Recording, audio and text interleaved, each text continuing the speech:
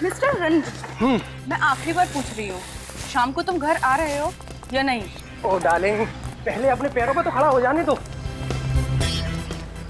Mister Ranvijay, अगर शाम को तुम घर नहीं आए और मेरे डैड ने मेरी शादी किसी और से तय कर दी ना, तो तुम सोचना मैं तुम्हारी वो हालत करूंगी कि तुम पैर पे खड़े होने लायक तो दूर, जॉगिंग करने लायक भी नहीं रहोगे। ओ प्रीति सुनो, मजाक कर रहा था बाबू।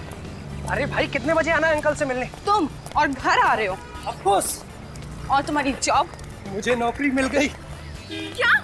हाँ। सच? हाँ। कहाँ? और तुमने मुझे बताया क्यों नहीं? अरे डार्लिंग, इसीलिए तो मैं तुम्हें पार्क की जगह यहाँ लेकर के आया हूँ। यहाँ क्यों? अपना नया ऑफिस दिखाने के लिए। कहाँ है तुम्हारा ऑफिस? दिखाओ ना। हो रहा। ओह माय गॉड, लाश।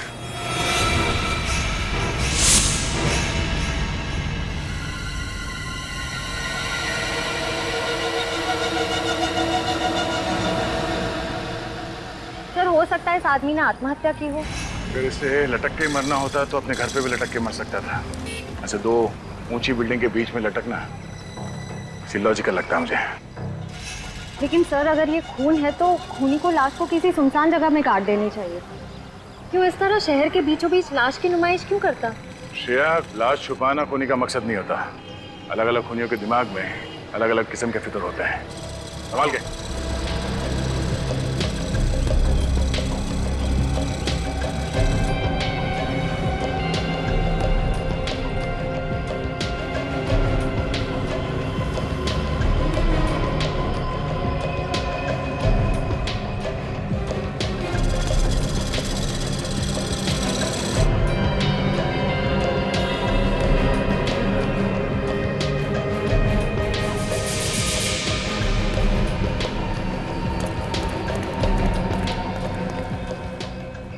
शरीर पे कोई चोट या घाव का निशान तो दिख नहीं रहा है। तो फिर इसकी मौत कैसे हुई होगी? सर, हो सकता है इसे यहाँ लटका के मारा हो।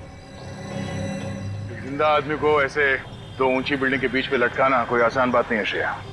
आदमी चीखेगा, चिल्लाएगा, अपने आप को बचाने की कोशिश तो करेगा।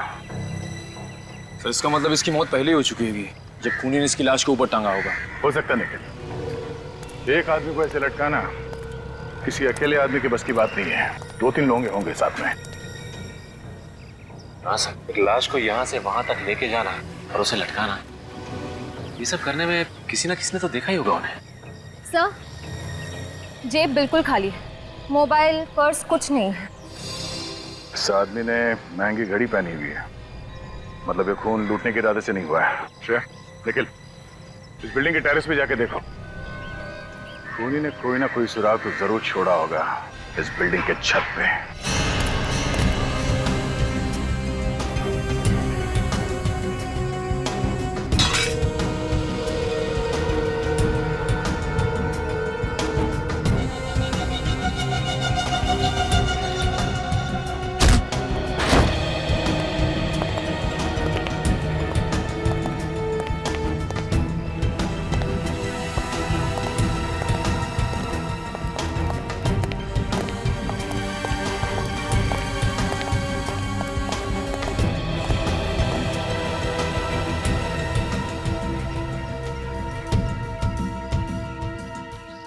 रस्सी यहाँ बिल्डिंग के छत पे बांधी गई है, मतलब खूनी लाश को लेके यहाँ पे आया था। सर, सामने की टेरेस से ये लोहे का एंकर मिला। एंकर? ओ, मतलब खूनी ने इस एंकर को रोप गन से उस बिल्डिंग के छत पे फेंका और उसके बाद इस पुली की मदद से लाश को रस्सी से बांधकर बीच में लटका दिया। बहुत बड़ी प्लानिंग की है इस खूनी ने, हाँ? उस लाश को लटकाने के लिए। ये सब करके साबित क्या करना चाहता था वो? सर, ये शंभू है, इस बिल्डिंग के सिक्योरिटी गार्ड। शंभू, ये जो लाश थी नीचे, तुम पहचानते हो उसे? हाँ साहब, पहचानता हूँ। वो सुधांशु जी, इसी बिल्डिंग के 7वें माले पर ऑफिस है उनका। खूनी भी इसी बिल्डिंग में था और तुम भी यहीं पर थे। तो तुम्हारे रहते सब कैसे हो? पता नहीं साहब, पर कल रात को 8 बजे तक तो मैंने सुधांशु जी को ऑफिस में ही काम करते हुए देखा था। 8 बजे के बाद कौन कौन आया था इस बिल्डिंग में? 7:30 बजे के बाद इस बिल्डिंग में कोई नहीं आया साहब। सर इसका मतलब ये खूनी 7:30 बजे से पहले ही बिल्डिंग के अंदर घुस गया था और जैसे ही मौका मिला सुधांशु को मार दिया इसने।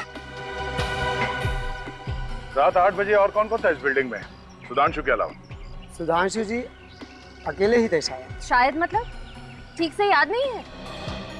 वो ऐसा है ना मैडम, हमारी ड्यूटी तो बिल्डिंग के गेट पर रहती है और इस बिल्डिंग में बहुत सारे ऑफिस हैं, तो अब सब जगह तो ध्यान नहीं रखा जा सकता ना। छत तो एक ही है ना, तो तुम्हारे रहते वो खूनी इस बिल्डिंग की छत पे आया कैसे? सोसाइटी वालों ने सभी ऑफिस वालों को एक एक चाबी दे रखी है, तो उसी ऑफिस की चाबी से छत का दरवाजा खोला गया होगा साहब। कल रात 8 बजे के बाद तुमने किसी के चीखने चिल्लाने की आवाज सुनी थी इस बिल्डिंग में? नहीं साहब, कोई आवाज़ नहीं सुनी। जब देर रात तक सुधांशु ऑफिस से नीचे नहीं आया तो तुमने ऊपर जाके चेक नहीं किया?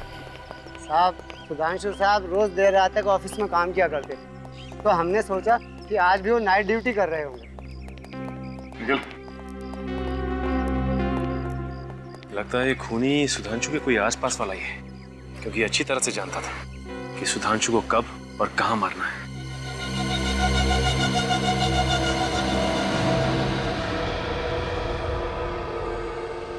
ये देख रहे हैं आप, बस सुधांशु के सर पर यहाँ किसी भारी चीज से वार किया गया है। यार साळुंखे, ये कोई चोट है ही नहीं, सूजन है सूजन। तुम्हारे कहने का मतलब है कि इतनी सी सूजन की वजह से सुधांशु की मौत हो गई? नहीं, इस चोट की वजह से शायद सुधांशु बेहोश हुआ है। अगर इस चोट की वजह से ये बेहोश हुआ है तो फिर मौत कैसे हुई इसकी? बॉडी पे तो नहीं दूसरे जख्म का निशान दिख नहीं रहे। जहर से। देखा कितनी ब्रिलियंट है तारिका जी, मुश्किल से मुश्किल सवाल का जवाब इनके पास रेडी रहता है। ये कौन सा जहर है? एथेन सैंडाइल ट्राइऑक्साइड। इथेन सैंडाइल ट्राइऑक्साइड। यार साळुंखे, ये नाम मैंने कहीं सुना हुआ लगता है। इथेन सैंडाइल ट्राइऑक्साइड, यार ये तो वही जहर है ना, स्लो पॉइजन, जो अविनाश कुमार के केस में इस्तेमाल हुआ था। देखा, इसे कहते हैं याददाश्त। कमाल है प्रतिमा, तुम्हारी याददाश्त अभी भी चीते की तरह से फुर्तीली है। ये वही स्लो पॉइजन है, वही जिसकी वजह से इंसान की मौत होने में कम से कम 4-5 घंटे लगते हैं। मतलब सर, पहले खूनी ने सुधांशु को जहर दिया, उसके बाद इसे छत पे ले गया और किसी भारी चीज से इसे मार के बेहोश किया और उसके बाद इसे रस्सी पे लटका दिया। पर सर, खूनी इतना झमेला करेगा क्यों? वो चाहता तो सुधांशु को एक आसान मौत दे सकता था ना। तड़पा तड़पा के मारना चाहता था वो सुधांशु को, तड़पा तड़पा के। ये खूनी है कोई सरफिरा। सर मुझे लगता है ये खून आपसी दुश्मनी की वजह से किया गया है, वरना किसी को मार के ऊपर लटकाने की और कोई वजह नजर नहीं आ रही है सर। हाँ अभिजीत, सही कह रहे हो तुम। और फिर जिस तरह से खून किया गया है, लगता है खूनी कुछ कहना चाहता था, हैं? शायद किसी को धमकी दे रहा है, और प्लानिंग भी खूब की इस खून के लिए सर। पहले से ही ऑफिस के बिल्डिंग में जाकर छुप के बैठ गया और जैसे ही मौका मिला अपना काम कर दिया।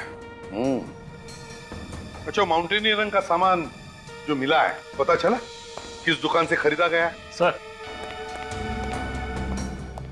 दुकान का पता लग गया है, अंधेरी में है। अंधेरी में? जाओ उस दुकान में और पता लगाओ किसने खरीदा था वो माउंटेनियरिंग का सामान। और अभिजीत, सुधांशु की बीवी से जाकर मिलो और उससे सुधांशु के बारे में सब कुछ पता लगाओ, सब कुछ।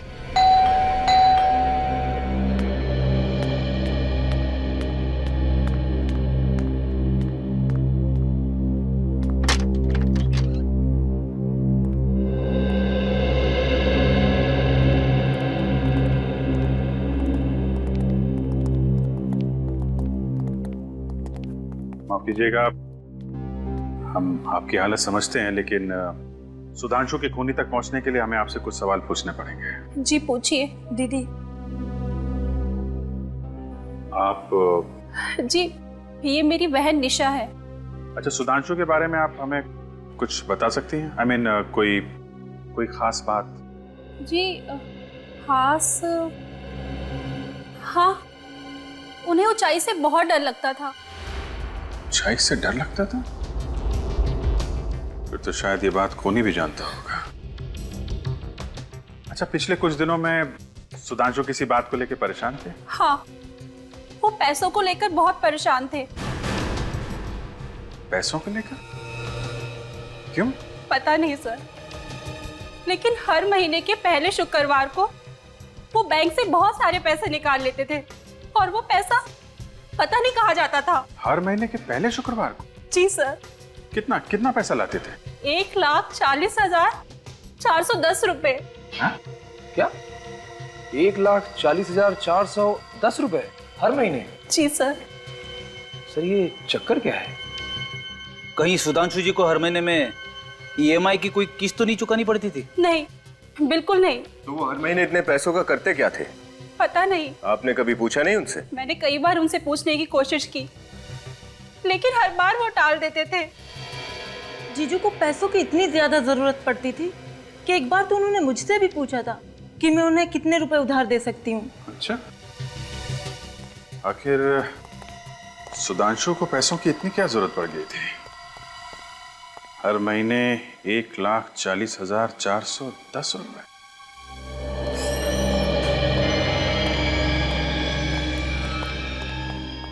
Good morning sir. Good morning. क्या देखेंगे सर आप? हाइकिंग वगैरह करते हैं? हाँ, कभी कभी करते हैं। हाइकिंग का सारा सामान मिलता है हमारे पास। वैसे कुछ सामान तो हम साथ में लेकर आए। क्यों? हम लोग सीआईडी से। सचिन, ये देख, और ये बताइए कि सामान आपके यहाँ से खरीदा गया है क्या? हाँ सर, ये सामान रसिया में बनता है और सिर्फ मेरी ही दुकान पर मिलता है। आप बता सकते हैं किसने खरीदा होगा ये? क्या बात है, कुछ गड़बड़ हुई है क्या? एक खून हुआ है। खून? जी हाँ, इसी चीज से खून हुआ है। सर ये तो पहाड़ पर चढ़ने का सामान है, कोई चाकू बंदूक तो है नहीं। वो तो है, लेकिन क्या है कि आजकल खूनी खून करने के नए नए तरीके ढूंढते रहते हैं। आप रजिस्टर वगैरह चेक कीजिए, कंप्यूटर देखिए, बताइए किसको बेचा होगा।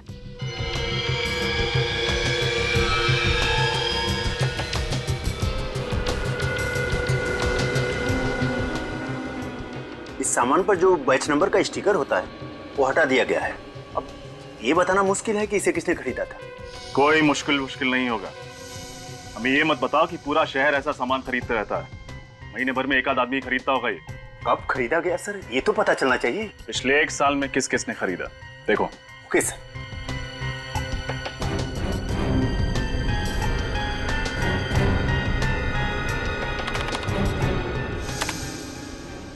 मिल गया सर, 10 लोगों ने। देखा, सिर्फ 10 लोगों ने। सर 10 लोगों का नाम पता नंबर तो मिल ही सकता है। शुरू हो जाओ। कल सुधांशु अपने ऑफिस से थोड़ी देर के लिए बाहर गए थे। हाँ, कल दोपहर को। और सर जब कल निकले ऑफिस से तो उनके पास एक बैग था, पर जब वापस आए तो वो बैग उनके पास नहीं था।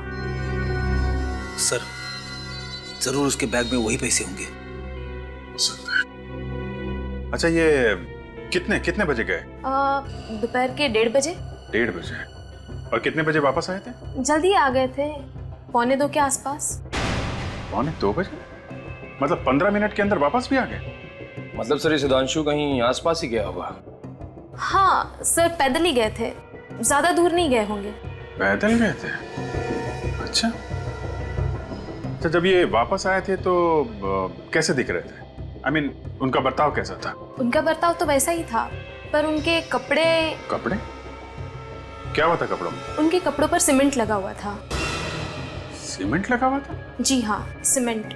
और उनके कोट पर पेंट के निशान भी थे। पेंट के निशान? हाँ, हल्का सा पीला रंग का था। अच्छा, thank you very much. Cement और पेंट के निशान, इसका मतलब सुधांशु किसी ऐसी जगह गया था जहाँ पे कंस्ट्रक्शन का काम चल रहा है और पेंटिंग का। चलो जरा ऑफिस के आसपास चेक करते हैं।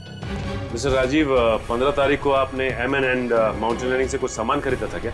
हाँ, तो वो सामान मैं देख सकता हूँ? पर किस लिए? मैं CID से।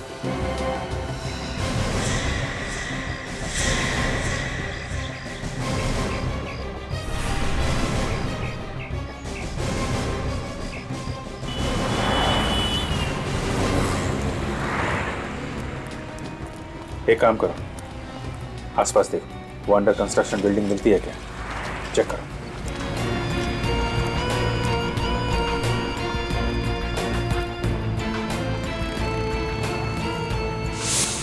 हाँ फ्रेडी, बैठ तो नहीं गया? अरे नहीं सर, यहाँ कहाँ बैठने की जगह है, बस वो अंडर कंस्ट्रक्शन बिल्डिंग मिल जाए वहीं पे बैठूंगा। हाँ, तुम्हारा क्या हाल है? अच्छा, हाँ रुको, आता हूँ। अच्छा, तो ये है अंडर कंस्ट्रक्शन बिल्डिंग। यहाँ पे पैसों का बैग लेके आया था सुधांशु। लगता तो ऐसा ही है सर। जरा देखें कैसा पान बनाता है ये। ड्यूटी पे पान? पूछ मत भाई, बड़े टेढ़े आदमी है, न जाने कब क्या कर बैठेंगे। क्या है? क्या फुसफुसा रहे हो? हाँ? कुछ नहीं सर। तुमने कुछ बोला क्या? अरे सर, मैं क्यों कुछ बोलूं? मैंने कुछ नहीं बोला। मेरे कान बज रहे हैं। हाँ? चलो। अरे सुनो, इसे पहचानते हो? ये कौन है साहब? ये कल दोपहर को यहाँ पे आया था, 1-1:30 बजे के बीच में। हाँ, अब कुछ कुछ याद आ रहा है साहब। याद आ रहा है? इसके हाथ में एक बैग था। बैग? देखो, अभी प्यार से पूछ रहे हैं, जल्दी से याद आ जाए तो अच्छा है, वरना बहुत भारी पड़ेगा। हाँ साहब, एक बैग था साहब। था ना? क्या क्या किया उसने बैग का? लगता है साहब उस आदमी का दिमाग खराब था, जाते समय खाली हाथ चला गया। अच्छा, ऐसा तो हुआ नहीं होगा कि वो आदमी वहाँ बैग छोड़कर गया और तुमने जाकर देखा ना हो उसमें क्या है। माफ करना, आपने मुझे रंगे हाथों पकड़ लिया साहब। जी देखा ना जाके वहाँ पे? जी साहब, मगर इससे पहले कि मैं यहाँ से जाता, एक मेम साहब आई और वो बैग लेके चली गई। मेम साहब? देखने में कैसी थी? देखने में तो मेम साहब ही थी। अरे यार, चेहरा तो देखा होगा ना उसका? नहीं साहब, चेहरा कहाँ देखा, वो मेरी निगाह तो बैग पे ही थी ना। नहीं देखा? अच्छा, ले चलो ब्यूरो ले चलो। अरे नहीं साहब, उसका कद 5.5 फीट के आसपास में था, रंग गोरा और लंबे बाल। बाकी शक्ल के बारे में मत पूछो साहब, शक्ल मैंने ठीक से देखी नहीं। सच कह रहा हूँ साहब, सच कह रहा हूँ। सर, सुधांशु की बीवी और साली 5.5 फीट से कम है, तो ये शायद कोई और ही होगी। इसका मतलब है इस गुनाह में एक लड़की भी शामिल है। हम अंकुश से मिलना चाहते हैं। आप लोगों ने आने में बहुत देर कर दी। 5 दिन पहले उनकी मौत हो गई है। मौत? I am sorry. कैसे हुई मौत? आग में जलकर। ये आग कहाँ लगी थी? उनके ऑफिस में। संभालिए अपने आप को। जिस चीज से वो जिंदगी भर डरते थे, उसी चीज ने उनकी जिंदगी छीन ली। मतलब ये अंकुश आग से डरता था? जी हाँ, उन्हें आग का फोबिया था।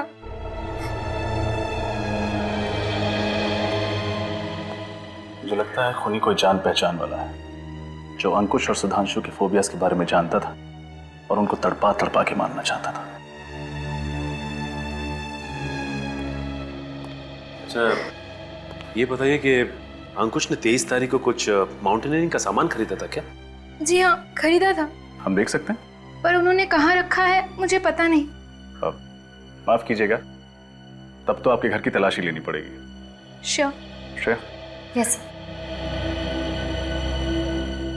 अरे सुधांशु, ये फोटो में सुधांशु है ना? जी हाँ, ये सुधांशु है, अंकुश के बिजनेस पार्टनर। Business partner? जी हाँ, लेकिन 1 साल पहले इनकी पार्टनरशिप टूट गई। पार्टनरशिप टूट गई? लेकिन क्यों? कुछ आपसी मतभेद। सर पूरा घर देख लिया, माउंटेनियरिंग का सामान कहीं नहीं मिला। मिलेगा कहाँ से? जरूर वो जान पहचान वाला चुरा के ले गया होगा सुधांशु को मारने के लिए। नम्रता जी, इस फोटो में अंकुश और सुधांशु के अलावा ये दोनों कौन है? वो रितेश है, अंकुश का बहुत अच्छा दोस्त। ये वाला? जी। और ये वाला? इन्हें मैं नहीं जानती। कोई बात नहीं, सीआईडी इनका पता लगा लेगी। वैसे ये फोटो है कहाँ की? वेव रिजॉर्ट की। आज से 2 साल पहले 14 अप्रैल 2010 को वहाँ कंपनी की पार्टी थी।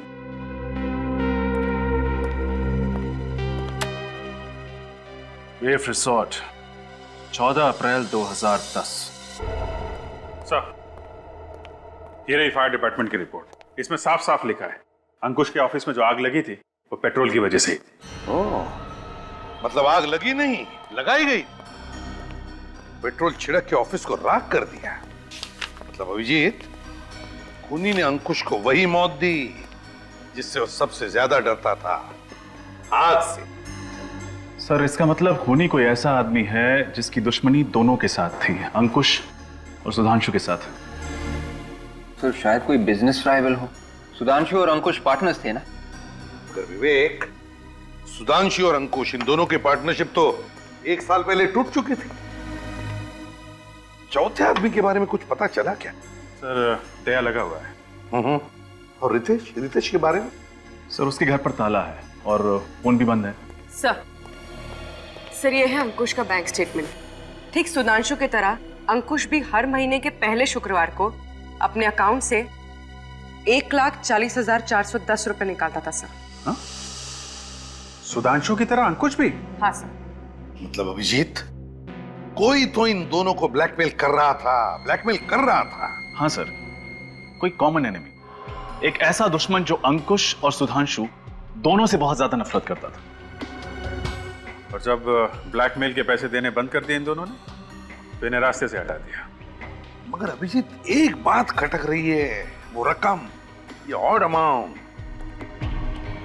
अभिजीत, अगर वो ब्लैकमेलर चाहता तो उनसे 1 लाख, 1.5 लाख या 2 लाख लेता। यही अमाउंट क्यों, ये ऑड अमाउंट 1,40,410, यही रकम क्यों? ओह, तो ये बात है।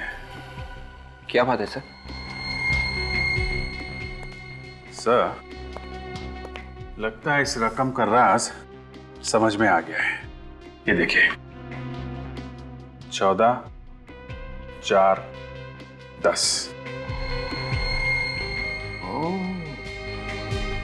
तो इस खेल का राज समझ में आ गया अभिजीत। मतलब सर ये एक तारीख है, 14 अप्रैल 2010। करेक्ट विवेक, ये तारीख हमें अंकुश की बीवी नम्रता ने बताई थी। इसी तारीख पर ये फोटो खींची गई थी, उस रिसोर्ट में एक पार्टी में। मतलब अभिजीत, इस सुधांशु और अंकुश की मौत का राज 2 साल पुरानी पार्टी में दफन है। 14/4/2010। अरे साहब, हमारे रिसोर्ट में हर हफ्ते 1-2 पार्टियां होती रहती हैं। अब 2 साल पहले कौन सी पार्टी हुई होगी, ये बता पाना मुश्किल है साहब। आपकी मुश्किल का इलाज है हमारे पास। इस फोटो को ध्यान से देखिए। ये फोटोज 14 अप्रैल 2010 की है।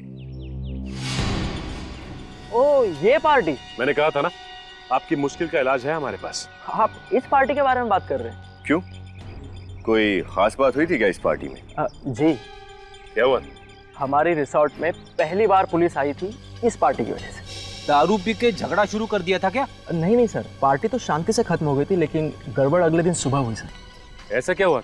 सर इस फोटो में जो ये वाले साहब है ना, ये हमारे रिसोर्ट से गायब हो गए थे। पता ही नहीं चला कहाँ चले गए। फिर मिले नहीं थे क्या? नहीं सर, पुलिस ने काफी ढूंढने की कोशिश की पर कुछ पता ही नहीं चला। ये नाम क्या है इस आदमी का? इनका नाम कुछ वी से था सर। वरुण नहीं, विजय, हाँ विभोर नाम था सर। विभोर नाम था उसका? नहीं, ऐसा तो नहीं कि इन दोनों मौतों का संबंध विभोर के गायब होने से हो। सर मुझे लगता है इन तीनों दोस्तों ने कुछ गड़बड़ की है और विभोर के गायब होने में भी इन तीनों का हाथ है। विभोर गायब हुआ शायद इसलिए इनके खून हो रहे। 2 साल हो गया विभोर को गायब हुए, आज तक मिला नहीं। आखिर गया तो गया कहाँ? कहीं ऊपर तो चला नहीं गया? रेडी, आत्मा जाती है ऊपर, लाश नहीं। जमीन पे लाश तो मिलनी चाहिए थी ना। इसके परिवार वालों से पूछते हैं, देखते हैं वो लोग क्या कहते हैं। अरे साहब, आप उस 2 साल पहले वाली पार्टी के बारे में पूछ रहे हैं ना? हाँ, लेकिन तुम कुछ जानते हो क्या उसके बारे में? हाँ साहब, उस विभोर नाम के आदमी ने उस दिन बहुत दारू पी रखी थी। बहुत बोले तो बहुत, हिसाब के बाहर। तो क्या वो पी के गिर गया था यहाँ? नहीं सर, उसके 3 दोस्त लेकर गए थे यहाँ से। तुम्हें कैसे मालूम? साहब मैं यहीं था, पार्किंग में। विभोर से तो ठीक से चला भी नहीं जा रहा था। इन्हें पहचानते हो? यही तो थे वो तीनों जो विभोर को लेकर गए थे यहाँ से, और फिर थोड़ी देर बाद वापस भी आए थे। वापस भी आ गए?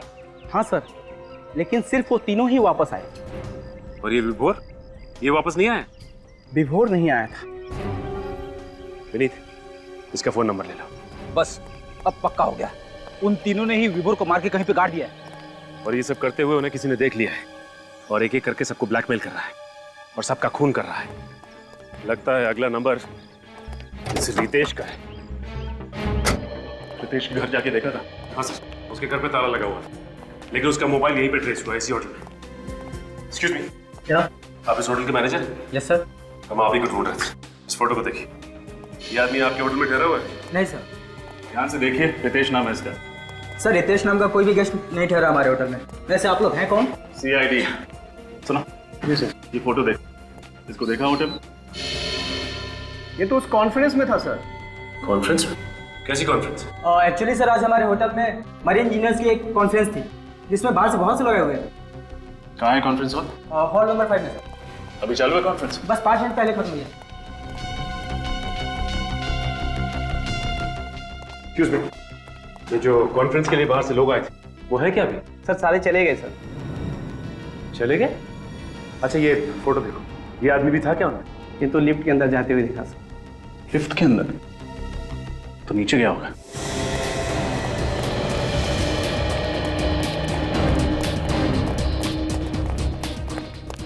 अरे भाई साहब, क्या हुआ? पीछे हटिए, पीछे हटिए, क्या हुआ? सर लिफ्ट पर पड़ी हुई है, अंदर आदमी अटका हुआ है। अंदर आदमी अटका है? हाँ, और ये आदमी अंदर है। पीछे हटिए, सचिन।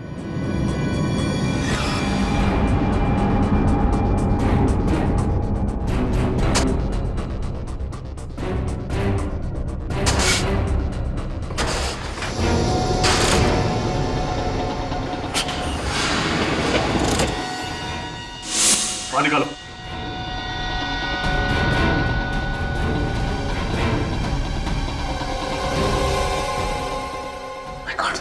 रितेश, रितेश,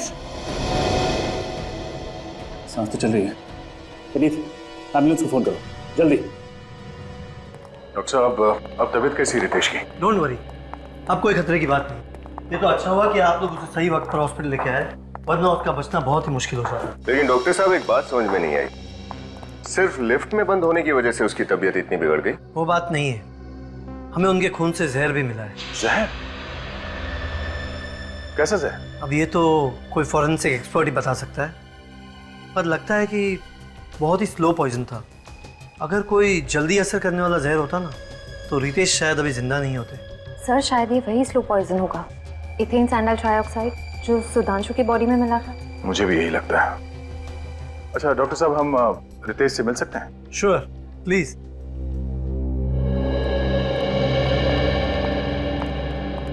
अरे सर,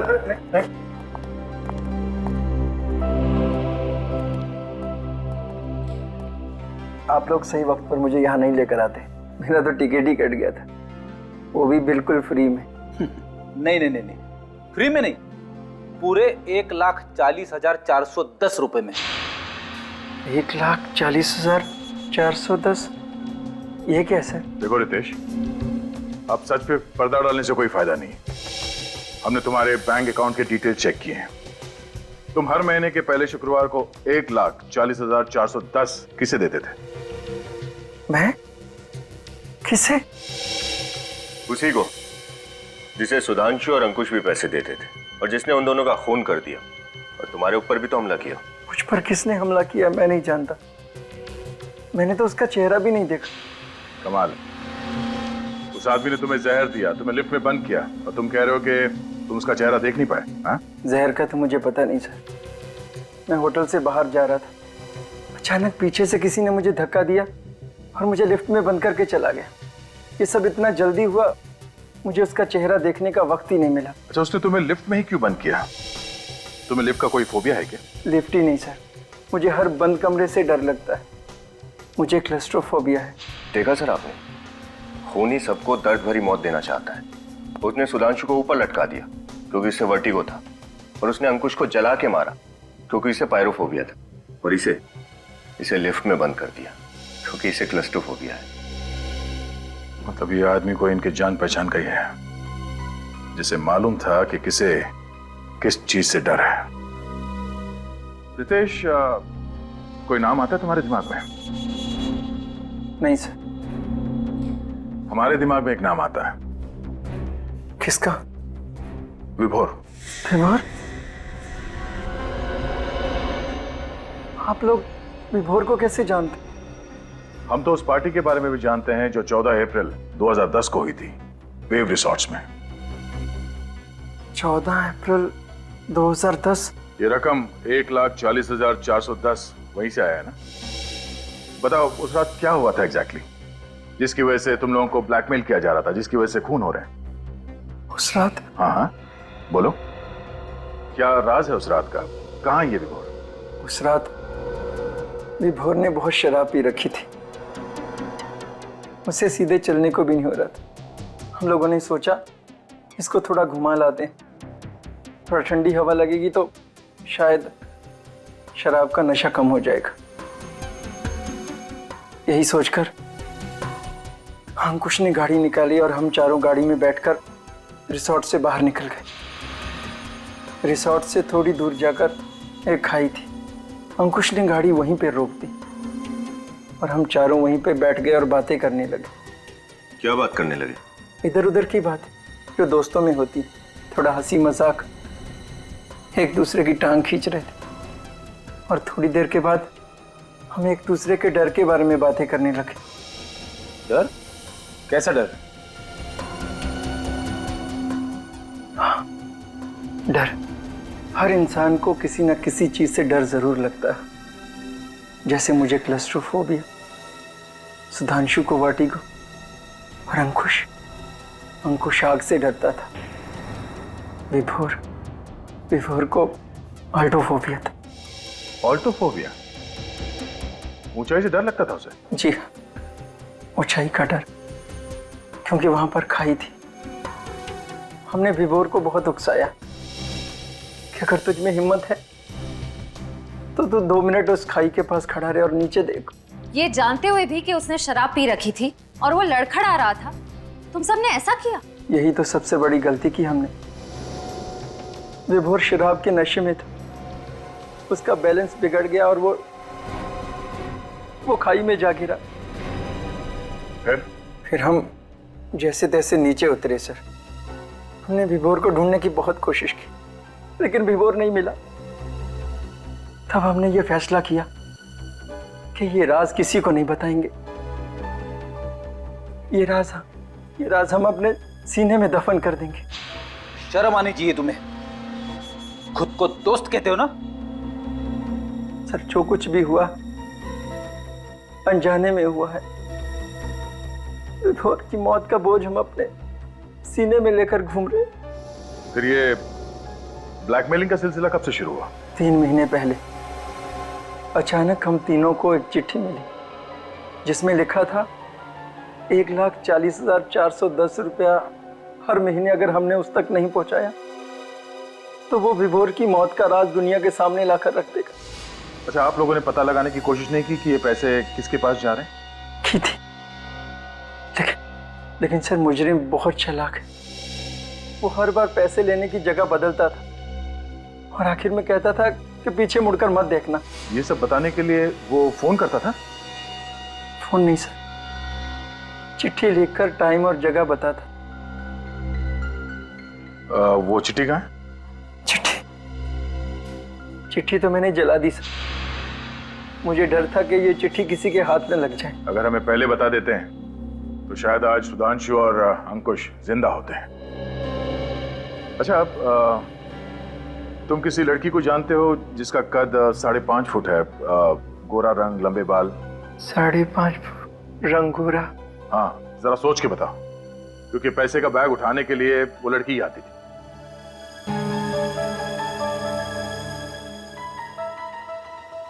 ओह माय गॉड, कहीं ये मनीषा तो नहीं? मनीषा? ये मनीषा कौन है? विभोर की पत्नी। विभोर की पत्नी? कहीं वही तो नहीं कर रही है सब अपने पति की मौत का बदला लेने के लिए? हाँ? इस विभोर का एड्रेस बताओ।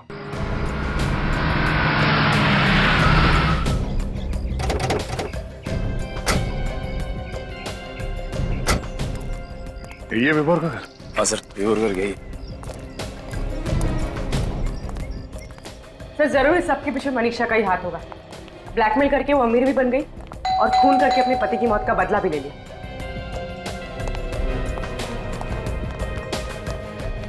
अरे सुनिए, आप लोग कौन है और यहाँ पे क्या कर रहे हैं? लोग सीआईडी से हैं। सीआईडी? हाँ। क्या बात है सर, आप लोग इस घर में किसे ढूंढने हैं? मनीषा को, विभोर की पत्नी। सर ये घर तो पिछले 1-1.5 साल से बंद पड़ा हुआ है, यहाँ पर कोई नहीं आता जाता। सर सुनने में आया था कि विभुल मर चुका है, ये बात सच है क्या? हाँ, लगता कुछ ऐसे ही है। वैसे पिछले 1-1.5 साल में इस घर में कोई भी नहीं आया? नहीं सर। ठीक है, आप जा सकते हैं। थैंक्स। पिछले 1-1.5 साल से यहाँ कोई नहीं आया, तो फिर इलेक्ट्रिक बिल, कुरियर, चिट्ठी कुछ तो होना चाहिए था लेटर बॉक्स में। कुछ नहीं। चलो अंदर चल के देखते हैं।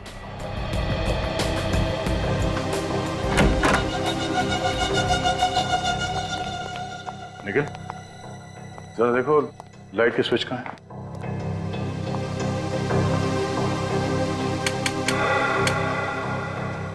देखा सर, घर में लाइट अभी भी है, कनेक्शन कटा नहीं है। इतना ही नहीं, फर्श भी एकदम चकाचक है। छत पे कहीं भी मकड़ी का जाला नहीं है। ऐसा लगता है यहाँ हर रोज साफ सफाई हो रही है। निखिल, जरा ऊपर चेक करना।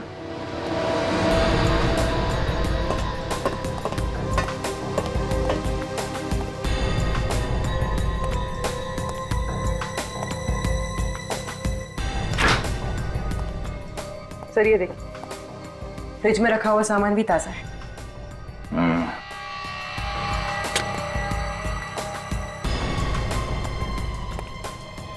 सर ऊपर भी घर एकदम साफ सुथरा है। मतलब ये मनीषा घर में तब आती होगी जब पड़ोसी की नजर उन पे नहीं पड़ती।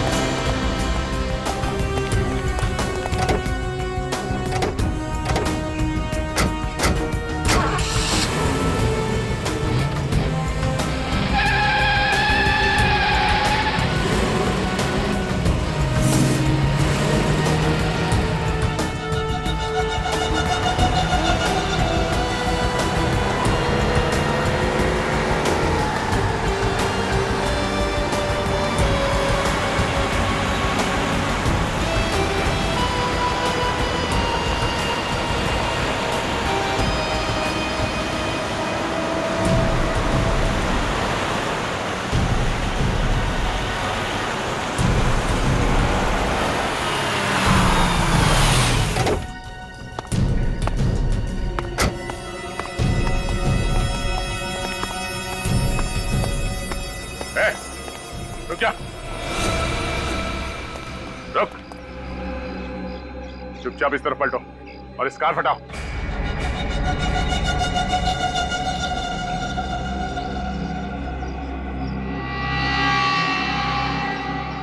कार हटाओ।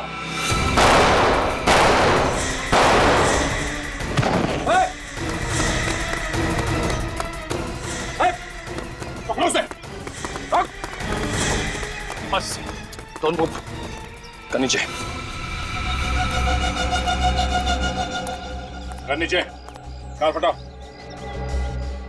मैंने कुछ नहीं किया, मैंने कुछ नहीं किया, इसे मैंने उसके कहने पे किया था। किसके कहने पे? हाँ, किसके कहने पे?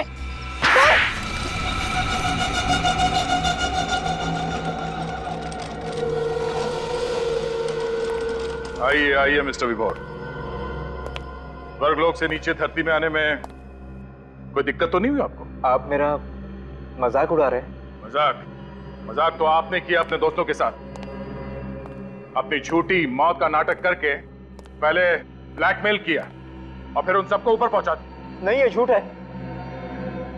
हाँ, मैंने उन्हें ब्लैकमेल जरूर किया था, लेकिन मैंने किसी का खून नहीं किया है। क्यों कर रहे थे तुम ब्लैकमेल? क्योंकि मुझे उन्हें सजा दिलानी थी। मेरे साथ जो अन्याय हुआ उसका बदला चाहता था मैं। क्या बात है, बड़ी अच्छी सजा है। उनसे लाखों रुपए ऐंठ के तुम्हें इंसाफ मिल गया। मेरी हालत देख रहे हैं ना आप, चल फिर भी नहीं सकता। नर्क से बदतर जिंदगी बना दी उन लोगों ने मेरी। इसके बदले में थोड़े पैसे मिल गए तो क्या गलत किया? इसी बदले की आग को मिटाने के लिए तुमने अंकुश को आग में जला दिया और सुधांशु को लटका दिया। हाँ? मैं उन्हें क्यों मारूंगा? उनकी मौत की वजह से तो मुझे पैसे मिलने बंद हो गए। और इस हालत में ये ऐसा कर भी कैसे सकते हैं? अच्छा, तो कौन है वो आप लोगों का चाहने वाला जो आप लोगों के लिए इन तीनों से बदला ले रहा है? हाँ? एक बात बताओ, उस 14 अप्रैल 2010 को एग्जैक्टली हुआ क्या था वहां पे? सोच समझ के बताना।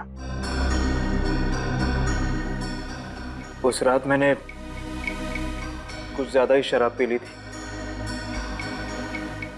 ठीक से चल भी नहीं पा रहा था मैं। तभी सुधांशु, रितेश और अंकुश ने मुझे कार में बिठाया और मुझे खाई के पास ले गए। उन्हें अच्छी तरह मालूम था कि मुझे ऊंचाई से डर लगता है। मेरा यही डर दूर करने के लिए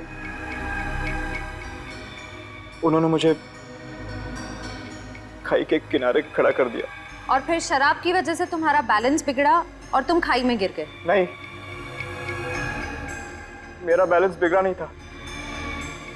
किसी ने मुझे पीछे से धक्का मार दिया। धक्का? किसने धक्का दिया तुम्हें? पता नहीं। उस वक्त वहां उन तीनों के अलावा और कोई मौजूद नहीं था। इसका मतलब है उन तीनों में से कोई। सर मेरी तो कुछ समझ में नहीं आ रहा। अंकुश और सुधांशु मर चुके हैं, रितेश की जान जाते जाते रह गई है और विभोर तो इस हालत में है ही नहीं कि वो किसी की जान ले सके। तो सर कौन है वो पांचवा आदमी जिसे हम लोग देख नहीं पा रहे? हाँ सर, और रितेश पर तो खुद जानलेवा हमला हुआ है, तो वो क्यों झूठ बोलेगा? सर जरूर विभोर झूठ बोल रहा होगा। उसने अपने पैसे भी कमा लिए और अपना बदला भी पूरा कर लिया। हाँ, मगर विभोर झूठ क्यों बोलेगा विवेक? क्यों झूठ बोलेगा वो, जब उसे पता ही नहीं कि किसने उस पर जानलेवा हमला करने की कोशिश की? और फिर वो तीन लोगों से बदला लेगा ही क्यों? हैं? बताओ।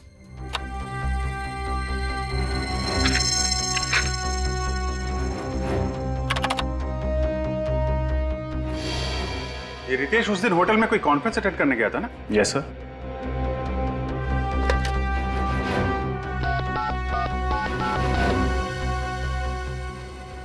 हेलो, मैं सीनियर इंस्पेक्टर अभिजीत बोल रहा हूँ सीआईडी से। जी, रितेश आपके होटल में जो कॉन्फ्रेंस अटेंड करने आया था। रितेश, अरे वो जो लिफ्ट में अटक गया था? हाँ जी, हाँ तो वो जो कॉन्फ्रेंस अटेंड करने आया था, आपको मालूम है कौन सी कॉन्फ्रेंस थी, किसकी थी? क्या? Thank you very much sir. Ritesh उस दिन होटल में सबमरीन इंजीनियर्स की कॉन्फ्रेंस अटेंड करने गया था। सबमरीन इंजीनियर्स की कॉन्फ्रेंस? तो फिर अभिजीत, हमारा खूनी मिल गया।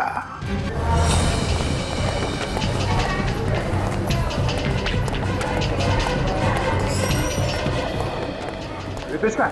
वो ब्लड टेस्ट के लिए गए हैं। ब्लड टेस्ट के लिए? अटेंडेंट को फोन करके बोलो उसे वहीं रोके। पर बात क्या है? वो बोला जाए वही करो, जल्दी।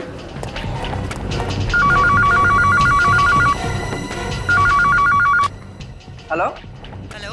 हाँ सुनीता, क्या हुआ? सर वो सीआईडी वाले आए हैं, बोल रहे हैं रितेश को कहीं जाने मत देना। रितेश तो मेरे सामने ही बैठा है, वो कहाँ जाएगा? क्या वो? कहाँ गया वो? सर वो बाहर की तरफ गया है। तुम ठीक हो? बेटी, डॉक्टर बुलाओ जल्दी। बेटी निकल, इस तरफ देखो।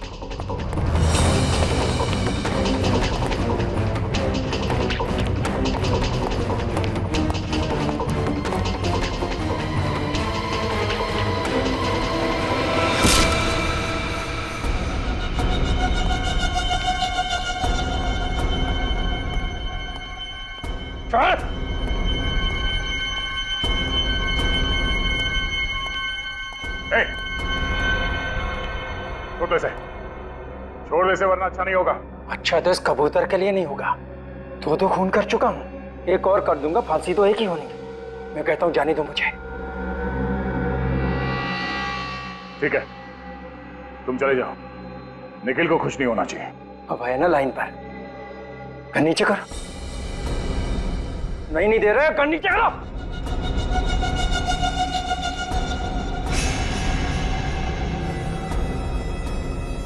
नहीं दे रहा, कर नीचे कर।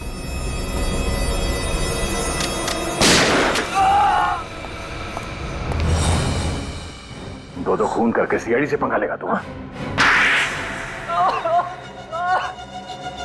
आप लोगों को पता कैसे चला कि खून मैंने किया?